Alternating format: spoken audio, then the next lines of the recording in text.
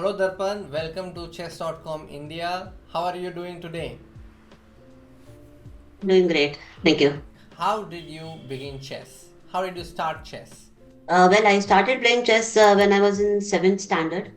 I was studying in normal school. I mean, I was the only visually impaired student there. So, I was academically well settled. Like, always used to finish in top two in my school. Mm-hmm. But the problem was when everyone else used to play, I couldn't play the outdoor sports. Yes. Like there was this physical education period wherein other students used to play Kho, Kabaddi, cricket, and whatnot, but I couldn't join them. That was a big challenge. Like, what game to play so that I can play with my sighted counterparts. So then, Mm-hmm. like, we were searching for this kind of game, and then we stumbled upon chess, like the game of chess, and we came across this specially designed chessboard, which Okay. is there for visually impaired. And So, from there, we got an idea. Okay, like chess is the only game in this world wherein a blind person can compete with a sighted counterpart on equal footing. yes. So there's no other game other than chess which offers this unique opportunity to a visually impaired person.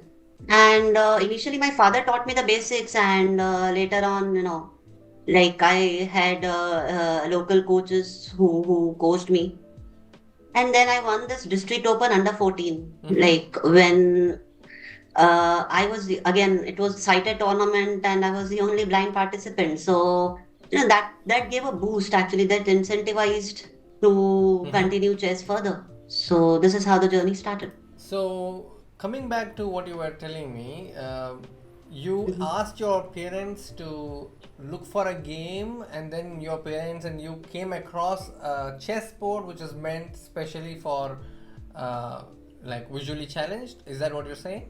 Yeah, exactly. Like my parents and myself, it was not that this initiative just came from my side. Mm-hmm. My parents also, were looking for something wherein uh, some game wherein I could also join with other kids. Okay. So then we went to a blind welfare association in our city itself in Baroda, Okay. and there we saw this chessboard. So we brought the board home.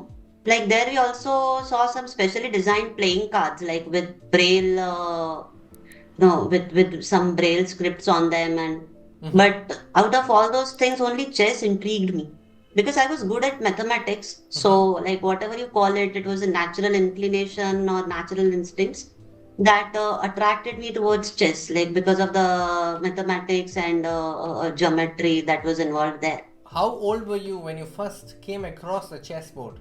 I guess I was 12 years old, 12, yeah. Can we say that that was a defining moment for you because you got something that you could spend time with? Exactly. Other than academics, I mean, that was the only thing that I could spend time. Of course, I was pursuing other extracurricular activities like playing piano and tabla and all that stuff. Also, I was enrolled in karate classes, and I even Mm-hmm. did karate for like 3, 4 months. But then nothing intrigued me like chess did. So yeah, as far as sports are concerned. So when I found chess, I eventually left all my other extracurricular pursuits Okay. and started devoting time to it. What was your major breakthrough when it comes to chess? You mentioned under 14. Was there any other moment that you consider as a major breakthrough for your career? I think District Open was the major one, and after that, like that was the catalyst which kept chess going. Mm-hmm. And thereafter, I won. Like I finished in top two in state age opens, like Gujarat state age categories. Okay. And these were all cited tournaments because, like, when I started playing chess, I didn't know that the tournaments exist for blind players as well. I mean, I didn't know that there is some blind federation or there is a separate tournament for visually challenged. Mm-hmm. So, like, for next 3, 4 years, like I just kept playing in cited tournaments, and I finished, I think, second in under 15, Mm-hmm. and that was in, I guess, that was in 2009 or something, 2008 or 9. Okay. So. yeah, that gave a great impetus to my chess career because then I got to play nationals. Yeah, until then I was just playing in Gujarat, like different age category state opens, state championships. But Okay. when I was selected by finishing in top two, I got to play the nationals, and then I got to know the concept of rating. That okay, you can play rating tournaments and gain your rating. So yeah, and also in 2010, like I won the National Blind Chess Championship. Oh, okay. So that was at the age of 16. Like I told you, for initial 3 years, I didn't know that blind ornaments do exist. But when I came to know of them, I mean, I was already no so strong by then for the blind field that that was my first national, and I already like won it. Okay. So that was the national blind chess championship, and I Mm-hmm. won it at the age of 16. So I That's was the youngest to remarkable. do so, and that record holds till date. Like yeah, Wow. Okay. Very good, Darpan, that the record is still holding. Congratulations on yeah. that national Thank you. championship title. Now, Thank you. as you started playing chess in the initial days, what were some of the challenges that you experienced? Challenges were okay. First of all the chess material is not very much accessible even now. Yes. And back then, like, of course, there were many difficulties because the era that I'm talking about is 2008, 9, like 15, 16 years back, Yes. 15 years back. So you didn't have many accessible chess softwares that could be read by a screen reader. Mm-hmm. Okay. So that was the biggest challenge for me to like prepare openings to solve puzzles. Yeah, because again there would be diagrams which the software won't read, the screen reader won't read. Yes. Like if there is a plain text, then of course it would read, but you have a position on the board, Mm-hmm. and you have the image of it, but it would be very difficult for me to get those diagrams on my board without anyone's assistance. I couldn't do that because I'm 100% visually impaired. I Yes. don't have even light perception. So that was the biggest concern. So But how did you then my fill the mother gap? used to help me to set those diagrams on the board. Like she used to dictate the positions. I mean, Who she used to used help to you? say all the notations. Sorry, Could you repeat who used to help you? my mother. Okay, continue. So mother used to help me with the positions. Like she used to dictate all the notations of the diagram, and I Mm-hmm. would accordingly set the position on my board and then solve it. And again, like once I solve it, to check the solutions, sometimes the solutions are interactive. So like you have to make the move, and then the machine would play its move. Like Yes. in many cases, like for example, in city art, you have this thing. So my mother used to sit with me, Mm-hmm. and when I would tell the solution, she would play out my moves, and then again she would tell me the moves of the machine. Like, okay, if you are playing this, then computer is playing this. So that is how I would go about it. So how much time did So you yeah, spend during those years when you were 12 to 14, 16? When you in your teenage years, did you have a set of hours that you had given for chess? Do you have an idea about the time you spent on the game? I used to put in like 3 to 4 hours every day. Four Okay. hours, I guess, every day. Yeah, but yeah, somewhere ranging between 3 to 4. So You this were. was the challenge as far as the preparations are concerned. Also, while playing, you would always face this issue of time pressure initially Yes. because like you have to touch the board, and also when you pick the pieces from the securing apertures like those holes, and you have to again put the piece into a new square, like wherein you have to again uh, put it into another hole Correct. in the middle of the square. So that process automatically consumes around 7 to 8 seconds. Yeah. Yes. So time pressure was also initially a big challenge that I had to overcome. Okay. Also in side tournaments, many a times it would happen that like okay, people would announce the moves, like their moves, until the very end. But let's say towards the end, when I and my opponent have almost a minute left on the clock, like a minute each left on the clock, Mm-hmm. or some seconds left on the clock, then many a times they would stop speaking the moves. Oh. Uh, Yeah, so that issue was also, I mean, I faced that issue to a very great extent And it in would the affect initial the phase of my result. career. Yeah, so maybe they would try to take advantage of the time pressure and they won't speak up the most. So, like, if suppose you have 30 seconds left, like I have 30 seconds left on the clock and opponent presses the clock, and after 5-10 seconds, he would announce the move. So until those, Oh, like, until he announces, I wouldn't even know what move has he made. So there's no question of me making my move. Yeah. yes. So yeah, many things of these kind also happened, but Okay. eventually, like we overcame all those things. But yeah, The challenges that you mentioned related to home preparation as well as the challenges that were involved in playing the game over the board. yeah, Um, yeah. Considering the kind of challenges you're talking about, it's very obvious that there would have been moments where you would have felt really low, especially with the result. And then there are challenges that keep coming. What is it that kept you going? I guess my life from the very beginning threw a lot of challenges at me. So, Mm-hmm. I mean, this was not unheard of for me or not, not something that I had not encountered before. Okay, this was related to, I mean, these challenges were just related to chess field, but like when I lost my eyesight right from the age of 3, Mm-hmm. there were many things to face and overcome. So I think fortunately or unfortunately, my own life trained me for this. Like I had this mindset from the very beginning Mm-hmm. that life is going to be tough and you have to be tougher than life. So these challenges were there, but then I had this mindset, okay, if I want to be victorious, then I cannot complain of these things. Yeah.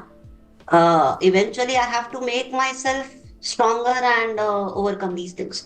So like for initial 4-5 years I faced the issue of time pressure, but then I overcame it. So like now I can even play when I have 15 seconds, 10 seconds left on my clock. Mm-hmm. So that issue has been resolved to a very great extent now. So, just going a little further in the same subject, Mhm.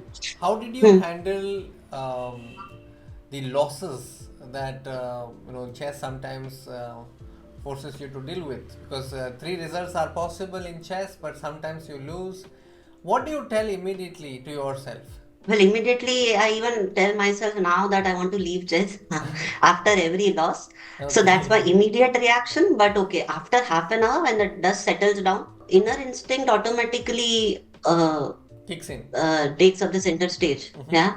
Because I mean, I have been a bit impatient from the very beginning and also I've been highly competitive. Mm-hmm. So when I started playing chess, like before that, I had never seen, failures in my life, like professional or academic failures in my life. Mm-hmm. But chess is, of course, a sport unlike academics, and it's not like the things are given, and I mean, not everything is in your control.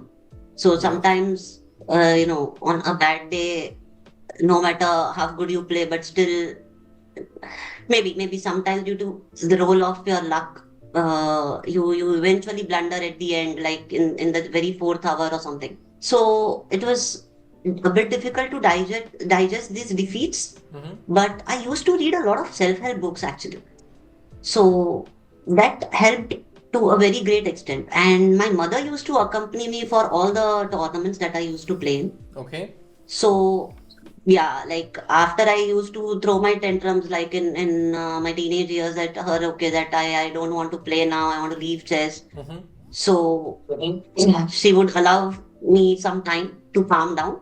And then she would motivate me like after half an hour or so, or after an hour or so, that okay, this is what happens, this is all a part and parcel of life. Mm-hmm. So this is all her motivational lectures, or maybe scoldings helped me a lot to Okay. overcome those defeats and losses. That's mom Yeah, being mom, and as usual, very inspiring. Kudos to your yeah, mother for giving you the support that you needed at every juncture. yeah. At every juncture, she has been the pillar of strength. And like both my parents, even my father would like he wouldn't travel. He wouldn't travel with me for the tournaments, but over phone calls, he would definitely Mm-hmm. motivate me. And also the person like who inspired me to play chess, Mr. Zahir Bhatkar. Mm-hmm. So, like, he was the one who suggested us coaches, local coaches in Baroda, and he was the one who took interest, because of which I entered into, chess field professionally. Mm-hmm. Otherwise, it would just have been a hobby for me, or Okay. maybe I would have just played at inter-school level. But because of him, I started playing it seriously, and he also motivates to a very great extent. So during the tournaments, after my losses or So, what is the connection of Zahir Bhatkar? What is the role he has played in your life, and how did you get to know him? yeah, I mean, as I told you earlier, that my father taught me the basics of chess, Mm-hmm. and like he himself didn't know castling. Okay, so he didn't Okay. tell me that. Okay. And so like with the whatever rules he could teach me, Mm-hmm. I just played in some practice tournament. There was some blind versus sighted tournament, Okay. and there I was pitted against Zahir Bhai. Okay. Like I call him Zahir Bhaiya basically. Mm-hmm. So I was pitted against him, and he castled like Okay. against me. So I was like, no, this is illegal. I mean, you cannot castle. Okay. Yeah. Then. So I just claimed that it was an illegal move. I Okay. shouted arbiter when because I was like 13 years old, and I was like, oh, I was so happy that he has made an illegal move. And so then I got to know, okay, castling is a very much legal move. Okay. And thereafter, I mean, of course, I lost that game against him. And but I don't know, like what he saw in my game, he was very much moved, and he spoke to my father that Darpan should excel in chess, and he should be given professional coaching, and I mean he can do well in this game, right? Mm-hmm. So that is how he like kick started my chess career basically. Okay. And like he's a player himself, he's not a coach, but whenever he used to find time from his like business or profession, he always came home and no mentored me, or he used to solve like puzzles with me, also the Daniel King's power play videos and all that stuff. Because Okay. of course, like as far as the videos are also concerned, I couldn't do it all by myself. Yes. Yeah, because the commentator or the tutor doesn't announce each and every move Yes. that he makes over the board in those videos. Correct. So I Yes. need someone along with me who can who can replicate those moves, or who can announce those moves, and keep a track of the position. Yeah, Yes. so that is how like we used to sit together, and that is how his contribution has been to my life. And then I had like coaches like Sekhar Sahu sir, who have Mm-hmm. played a pivotal role. Sekhar Sahu sir, and then Srinath. So these two have been, yeah, I mean my coaches. Okay. Other than Sahu sir and Srinath, I've never like been to any other coach Okay. outside Baroda. So yeah. What were the initial settings that you conveyed to your coaches? What is it that you asked for, and what are the adjustments that they had to do? Basically, could you tell us how a visually challenged chess player trains at home? Okay, like all the PDF material is practically useless for a visually impaired player. Okay. So I need PGNs or CBH format books, or like whatever files or anything of that sort. Mm-hmm. Any PDF book, my software won't read, but PGN and CBH are quite accessible, at least accessible to the extent of 90-95%. Okay. So when you talk So about this I used to portable, ask my uh, sorry. so when you talk about the access to portable game notation, can you break down the process as to what exactly happens? Any books which are in portable game notation like PGN format Mm-hmm. that I can read using Fritz Fritz software, any version Okay. of the Fritz. Okay. Okay, earlier versions used to be a lot more accessible than the current ones. I mean, I still used to use Fritz 8 until last year, Deep Okay. Fritz 8 or something. Mm-hmm. Of course, I used to integrate another engine into it. I mean, the Okay. latest engine into Deep Fritz 8 interface. But that interface was very accessible to use. The later versions of the Fritz which have been out there, Mm-hmm. like until now, Fritz 18 or 19, Mm-hmm. they are I would say they aren't as accessible as the earlier versions used to be. But Okay. still, I mean, okay, with some workarounds, you can access it to a good extent, a decent extent. Mm-hmm. So I used to ask my coaches to give me books in PGN or the files in PGN, and then the screen reader called JAWS that would read the moves. Yeah, Mm-hmm. like let's say I've given me some games in database in PGN format, then Mm-hmm. I would be able to go through that game right from move one. So all the openings, variations, everything. Okay. So that would be helpful. Like there is no other customization. The only thing is you need to have PGNs, and if you can avoid direct diagrams, then it's very good. Yeah, nowadays diagrams are also accessible to an extent. And I mean, the diagrams when I talk about, again, not the diagrams which are in PDF books or the, Mm-hmm. let's say a doc file, but the diagrams which are again in PGN that they can be read by the Reader. screen reading software these days. Yeah. Okay. All right. So And that is the only adjustment that they used to do. Otherwise, like okay, while coaching me, they had to of course announce the position, like got King it. E4 or Bishop Bombay 4. So when you announce this notations, just the only thing is you have to make a clear distinction between B and D, like B for Bombay, D for Delhi, or something of that sort. Got it. So those are the only refinements that one needs to take care of. Otherwise, everything else is not. Of course, well, taking online sessions, screen Mm-hmm. sharing is not possible in my case. Like even if you share your screen, I won't be able to see your screen. Yeah. Correct. So there is no point in sharing the screen. You have to, Dictate. convert everything into oral this thing, Correct. oral format. Answer to my previous question, you mentioned that you have read self-help books. Could you tell Yeah. the books that helped you? Yeah, sure. I mean, somehow I don't know. Like I wasn't ever inclined to read any fiction in my life, so I haven't read any novels or fictions. Okay. Barring of course, barring whatever was the part of the syllabus, like in school days. Mm-hmm. But other than that, I mean, I always used to read non-fiction. So the books which had which influenced me the most were like You Can Win, then The Success Principles by Jack Canfield, You Can Win by Shiv Kara. Mm-hmm. Then, of course, Seven Habits of Highly Effective People by Stephen Covey. Okay. Uh, yeah, then How Successful People Think. Mm-hmm. So, yeah, these are the kind of books that of course, The Psychology of Money. I Ah, mean, you okay. cannot call it entirely self-help, but of course, it's a combination of a self-help book and maybe a financial something. Correct. So, yeah, books of these kind, then Think and Grow Rich. Yeah. Nice. So Okay. basically, Jack Canfield, Stephen Covey, Zig Ziglar, then Napoleon Hill. Robert Sharma. Yeah, these have been my favorite authors. So speaking of money, I know Mhm. that you're also having interest in the stock markets, and you're also a Yeah, yeah, chartered accountant. So let's yeah. dive into that zone. For a normal individual, when they are like thinking about different career prospects, you know, there are so many fields, and of all those fields, you chose to become a CA.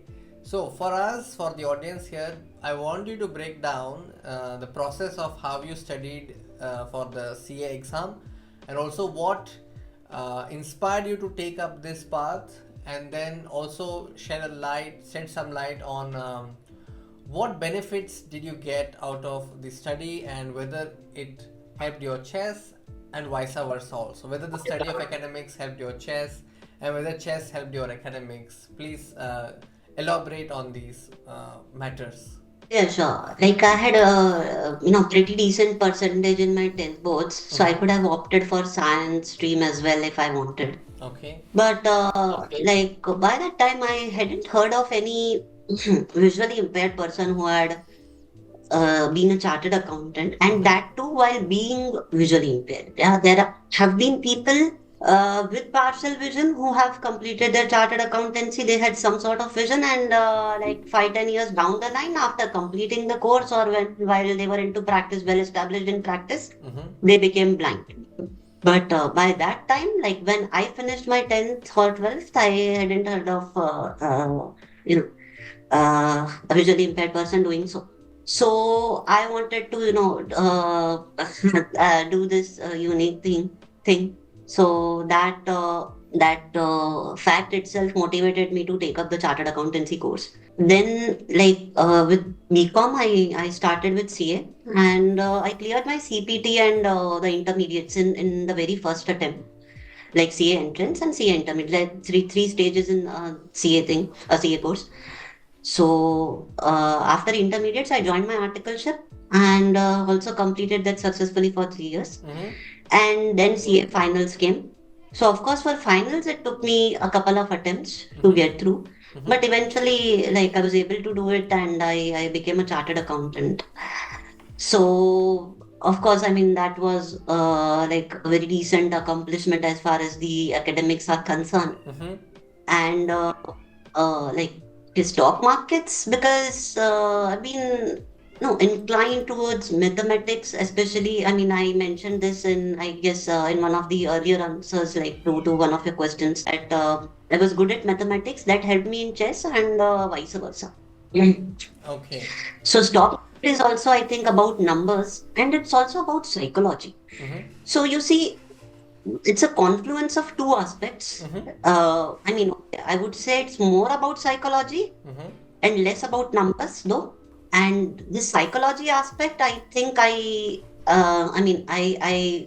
got hold of it from the self-help books, and mathematics. Okay, academics. I mean, the course which I had opted for also was related to it, like CA thing. When you combine these two, then I guess that is what the stock market is about.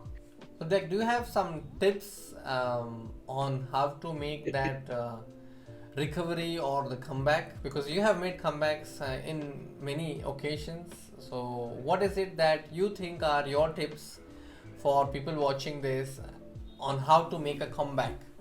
Self-help books help you a lot in making those comebacks, because as they say that character may be manifested in a single moment, but it is made over a period of time. Mm-hmm. So it's all about, I think, the mindset and the character that you have. So Mm-hmm. it's not like in a single day or in a matter of few minutes or moments you can do that. Mm-hmm. But it's like whatever inputs that you have given to your mind all this while, Mm-hmm. that would definitely come to your rescue, or maybe would come to your upliftment Okay. when you feel low. So you are saying that it's not just one moment, maybe it could be, but it is a series of moments that you channelize to face the Yeah, challenges. of course, it's manifested in that one moment. Like that one moment, you decide, okay, now you don't want to be a victim anymore. Mm-hmm. Now, like you want to get back up and fight again. Mm-hmm. But that happens only when you have developed those instincts, yeah. Because I guess like when you fight, you're bound to fall down in the ring. Like it doesn't happen that way, that you always think positively, and it's not like you won't fall down. Yes. But the sooner you recover, that is what helps, right? Yes. Because like in boxing also, they count they have this countdown from 10 to 1 or something. True. But the person who is able to get back up in maybe 2 seconds, 3 seconds, 4 seconds, that person can fight back and maybe can win also. True. Yeah. And I'm hardcore realist. I mean, that has also helped. Like, I've never been an optimist, Mm-hmm. uh, have been a pessimist at times, Mm-hmm. but I've been a realist like most of the times. So, Okay. yeah, assess the situations. Like, okay, this is something that I can do, and yeah, I mean, I know my abilities, I know my limitations, Okay. and based on that, I know the things that I can do and or I cannot. Okay. So yeah, that also to a greater extent, I mean, the self awareness, I think, whatever you call it, yeah, self awareness or the a realistic approach to life.